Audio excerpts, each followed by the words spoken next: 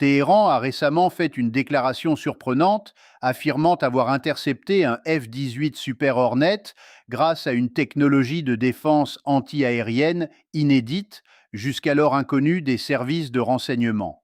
Cette annonce, diffusée par le corps des gardiens de la révolution islamique le 25 mars 2026, a été accompagnée d'images.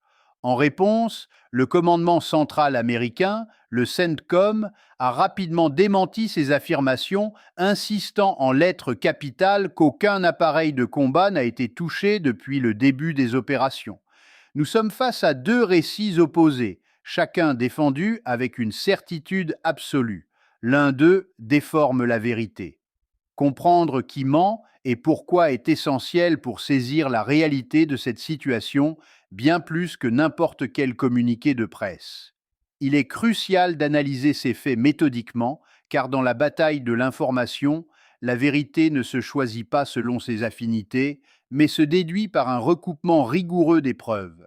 Si vous appréciez cette approche analytique fondée sur des sources croisées, abonnez-vous dès maintenant pour ne rien manquer de nos décryptages quotidiens.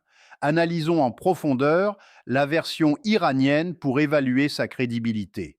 Selon Téhéran, cet exploit militaire est attribué à une batterie de missiles de nouvelle génération, développée suite au conflit de 12 jours de l'été 2025. L'interception aurait eu lieu au-dessus de Chabahar, un port stratégique au sud-est du pays, près du détroit d'Ormuz.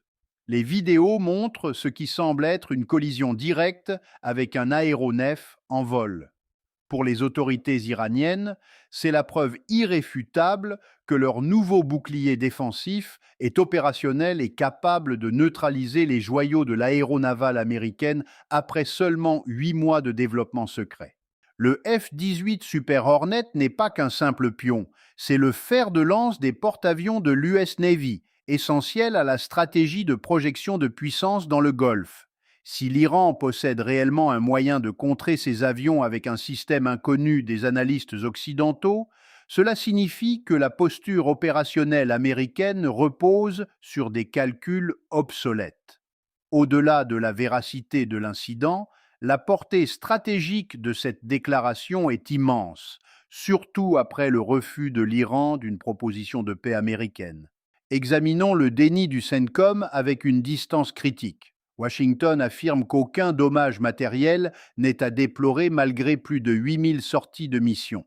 Cependant, cette déclaration soulève des questions, surtout à la lumière des précédents récents.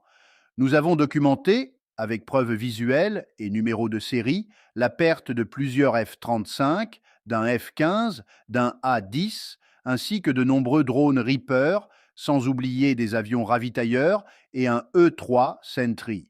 Dans chaque cas, le CENTCOM a d'abord nié avant d'être contredit par des fuites dans la presse spécialisée, des images satellites ou des débris visibles. La stratégie semble constante. Nier pour gérer l'émotion du public, puis laisser l'information s'essouffler avant que la confirmation ne filtre discrètement. En affirmant qu'aucun avion n'a été perdu en 8000 missions, le commandement américain demande au public d'ignorer les restes matériels d'appareils furtifs aperçus sur le sol iranien. C'est davantage une communication de guerre qu'une réalité factuelle. L'incident du F-18 s'inscrit dans une série d'incidents matériels documentés récemment. La liste des équipements engagés ou mis hors service par les forces iraniennes couvre presque tout l'inventaire conventionnel américain sur le terrain, chasseurs multirôles, hélicoptères Apache et systèmes de surveillance avancés. Notons l'absence du F-22 Raptor dans le ciel iranien. Ce silence est éloquent.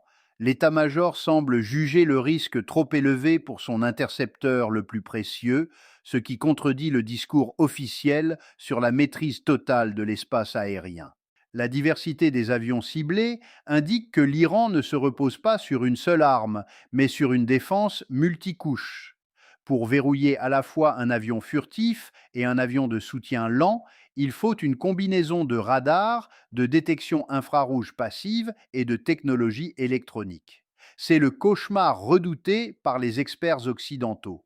Un écosystème défensif hybride capable de s'adapter à toutes les signatures technologiques. Sur le plan technique, l'émergence de ce nouveau système en seulement 8 mois soulève des questions. L'Iran n'ayant pas fourni de fiches techniques, ce silence est stratégiquement cohérent. On ne révèle pas les fréquences ou les modes de guidage d'un équipement en pleine réussite. On peut supposer l'intégration de technologies russes, notamment des capteurs passifs qui détectent un avion sans émettre de signal radar. La coopération entre Moscou et Téhéran en matière de renseignement électronique est bien établie, et l'expérience russe acquise dans des conflits comme en Syrie pourrait expliquer ce saut qualitatif malgré les sanctions. C'est la meilleure explication pour comprendre comment une nation isolée a développé une défense efficace contre l'aviation moderne en un temps record. Le timing de cette annonce n'est pas anodin. En rejetant une offre de cessez-le-feu jugée inacceptable juste avant de revendiquer la neutralisation d'un F-18, l'Iran envoie un message clair. Téhéran affirme à Washington qu'il ne négociera pas en position de faiblesse. C'est une démonstration de force pour influencer l'opinion publique américaine et montrer aux alliés comme aux neutres que l'avantage technologique des États-Unis est plus fragile qu'on ne le pense. Dans cette bataille de pixels et de communiqués, n'oublions pas la dimension humaine. Un Super Hornet est piloté par un équipage de 2 personnes. Si le crash est confirmé, le sort de ces militaires demeure incertain, souvent utilisé comme levier de pression psychologique.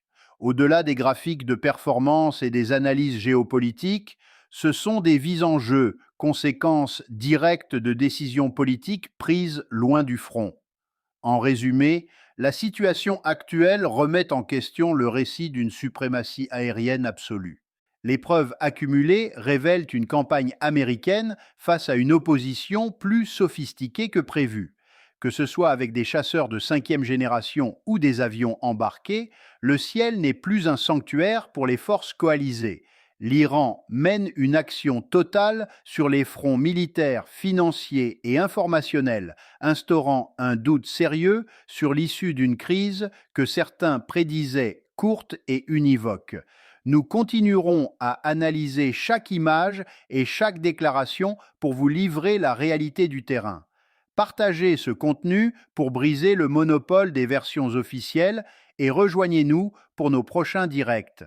À très bientôt pour la suite de nos investigations.